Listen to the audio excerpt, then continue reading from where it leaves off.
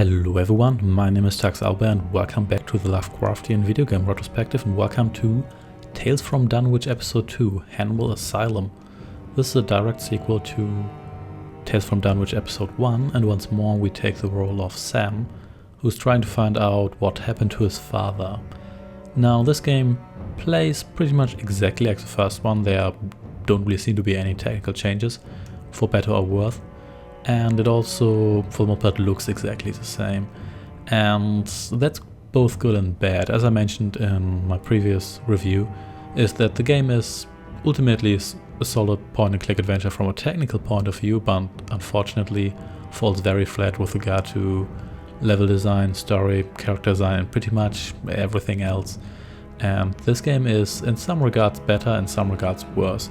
What's better is the actual horror. While the game isn't particularly scary, there are at least a couple of spooky moments, even though they are rare and they're kind of random, but at no point do you feel actually threatened or actually scared, at least I didn't. And a couple of things that are worse is a lot of other things, mostly the story and the character design. Sam is still extremely bland. We still get to know very little about his father or the other characters, of which there are really only two.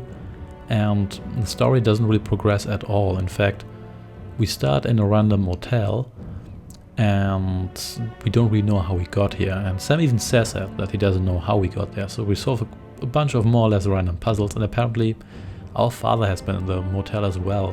That's not really a spoiler because you find that out literally a minute into the game. And that's pretty much it. The storyline ends there and we don't really get to know anything else. We do get almost teleported to another random location, the titular Hannibal Asylum, where about 2/3 of the game take place. And we don't really know where it is.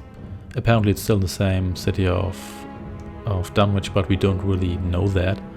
And we don't really know why we're here, and the location is pretty much your generic horror asylum / hospital. You've got the morgue, you've got dead bodies, you've got blood, you've got hospital beds. You don't have any wheelchairs, at least I didn't recall any wheelchairs, but generally spoken it's just not that great. You do have a couple of really random things, such as a corpse with a television for a head, which I think was kind of wacky and kind of cool compared to the rest of the game, but that doesn't really save the game.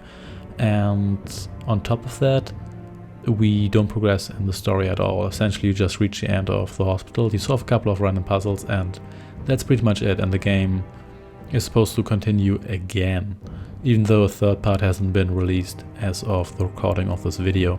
As for the puzzles, they're pretty much the same. You usually walk around a little bit, you find one item, you use it with an object or another item, and then you move to the next location and repeat that.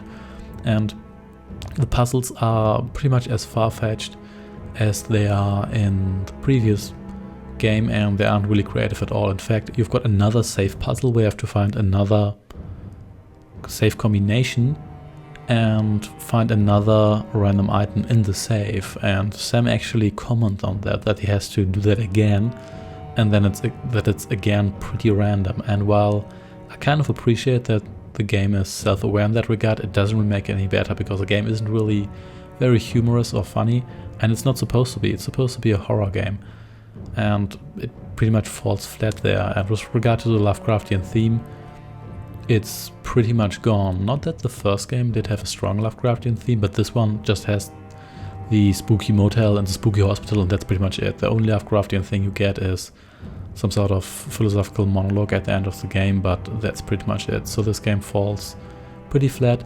It's marginally better than the first part with regard to horror, but it's not very good in pretty much every other regard. And again, it only takes about 45 minutes to solve this game at best, so it's not really worth your time.